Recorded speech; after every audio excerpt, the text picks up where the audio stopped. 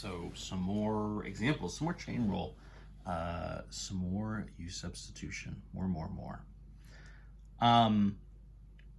Let's take a look at this one. This is the integral of -2 cosine x times the root of 4 times sine x plus 3, all with respect to x, of course.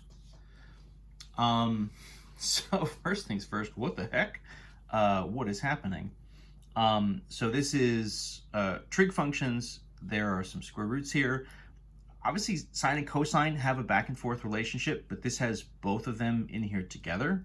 So that's not anything good. When in doubt, let's sort of refer back to our guide. So what did we say? This is sort of our kind of mantra. What the heck makes a good U? So anything in parentheses. Technically no parentheses here. Anything under a root. Oh, hey, so there's a root. So before we get too caught up with this, part of the,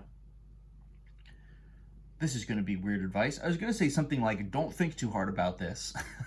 Probably not something you want to hear from a teacher all that often. But honestly, in math classes, it can be easy, especially as you're learning something you're not sure. It can be easy to really second guess yourself and get lost just trying to figure out what to do. Honestly, you should just try stuff. I mean, it's just numbers on paper, right? Like, you're not going to accidentally set off a chain reaction and burn the house down just by writing numbers down on the page. Write all the numbers you want, right? Figure it out. You got to make these mistakes. You got to screw up in order to figure out what you're supposed to be doing. So try a bunch of stuff. Try as many different possibilities here as you can. That said, right, what we should look for here, part of the things in our suggestion, right, was anything under a root could make a good U. This is not something we can do without it. It's not a one-step thing. It's not anything that's on our table, right? The stuff that's on there is very specific. It has to be just the integral of 2 times cosine or just the integral of 4 times sine. This is way too messy. It's not anything we can deal with. So let's take this out. Let's let U equal 4 times sine x plus 3. Okay. Step 2, right, is take the derivative of your U. So the derivative here, du dx. What is my derivative going to be? So let's think about this. 4 times sine of x. The derivative of sine is positive cosine. The 4 is along for the ride, so 4 times cosine x, and then the 3 goes to 0, right? So my derivative here would be 4 times cosine x. What we said to do next is sort of rearrange. I'm going to solve for dx. So you get the u here, and you want something to sub in for this dx. We have to do this kind of change of variable, right, from x values to u values. So part of this is we need to solve for dx.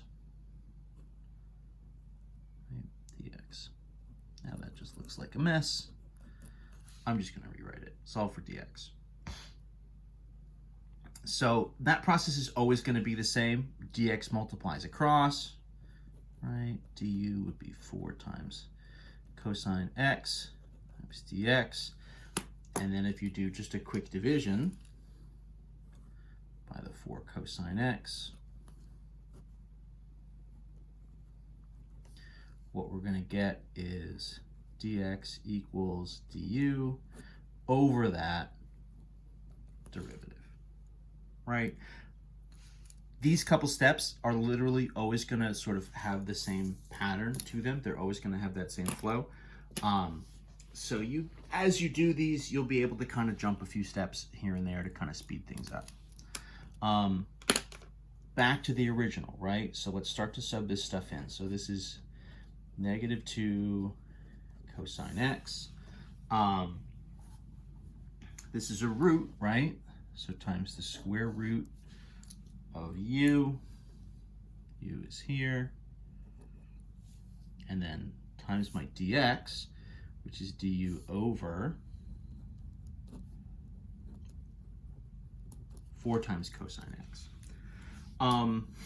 Couple things, right?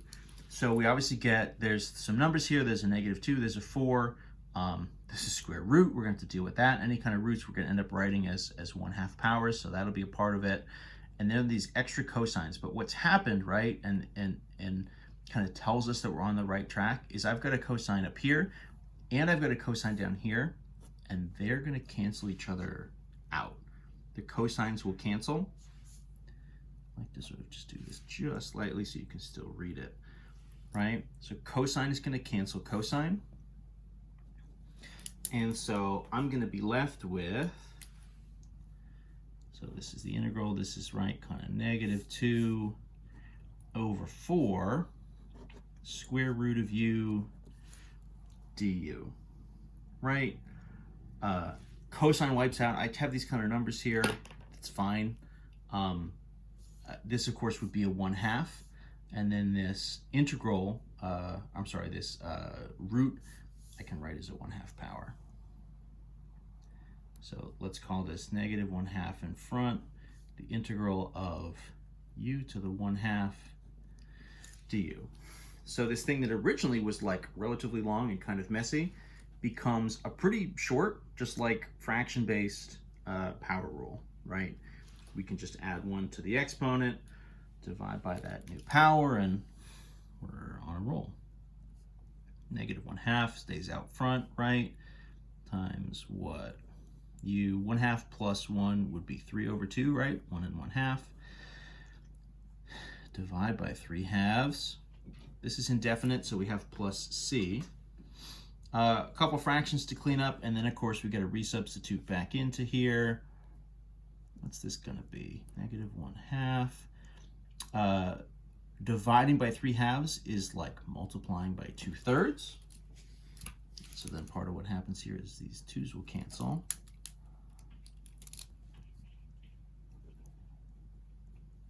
U the 3/2 plus c. So this is like -1/3. What was my original u? 4 times sine x plus 3.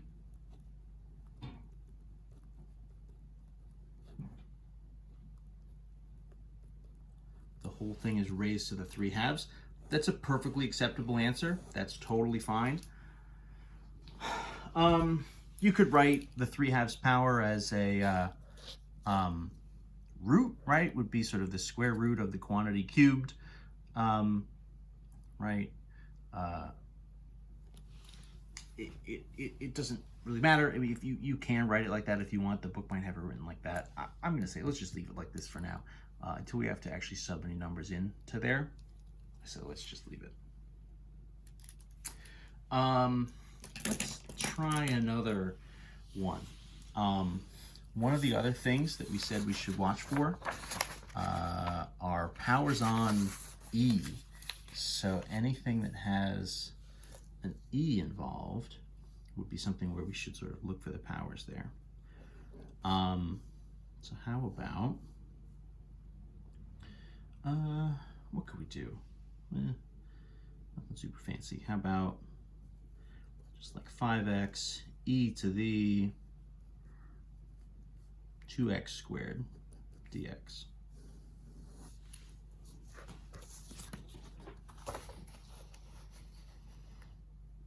Right? So let's say that's our new integral. Again, this is one, it can't just be done in a one step. It's not something we've really seen before. It's sort of too many moving pieces. If it was just e to the x, if it didn't have 2x squared up there, we'd have a shot. But it's not, it's 2x squared. And also we have this other piece in front. So there's a couple things going on. The suggestion is let u equal the exponent, right? Let u equal 2x squared. So pick the power itself to be your u. Then write your derivative, du dx. 2 times 2 would be 4x, which means when you rearrange it, you're going to get dx is du divided by 4x, right? So the piece that you're going to have and sub in would be du over 4x. So you're going to sub the u in here, and you're going to sub du over 4x in here. One thing I'll say, you're going to have leftovers. As you're doing this, right, the 5x in front, it just is there for now. You can't really do anything about it. So leave it. Don't try to do too many things in one step. Just sort of sub in what you can. And the whole idea here, right, like those, my extremely bad metaphor that for some reason I'm going to bring back up about the wild machines that the marbles go through. Right, the idea is you get everything set up just perfectly, and then you just give it one push, and then the whole thing kind of runs itself. Right, so if I've picked the right u, if the u up here works, the dx would be du over that derivative, right? So then that's du over 4x.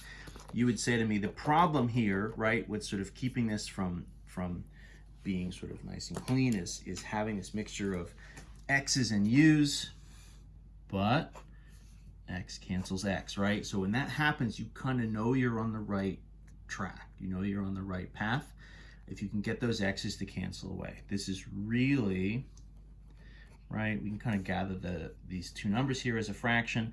You're likely to get a lot of fractions when you do this, right? Because part of what happens in this sort of find the derivative of the u process is you just get a fraction here. That just is what we get. That's what you should expect to get, and that's what we have. So you're going to get fractions here. 5/4 is just a constant though, right? I could have any numbers here that I want.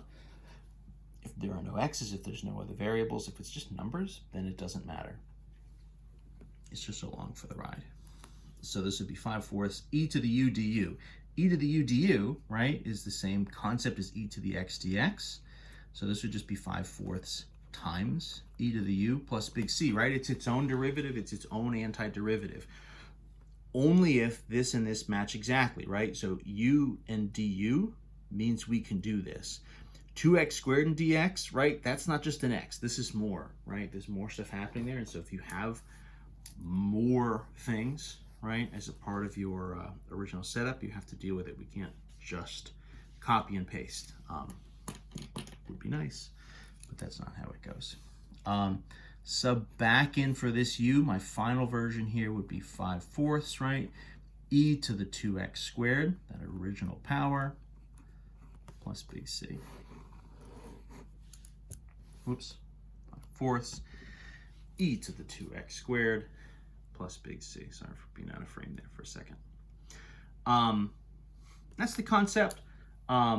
There obviously are sort of many more examples, but I'm running out of space on this video, so we'll pause this one for now, and we'll see you in the next one.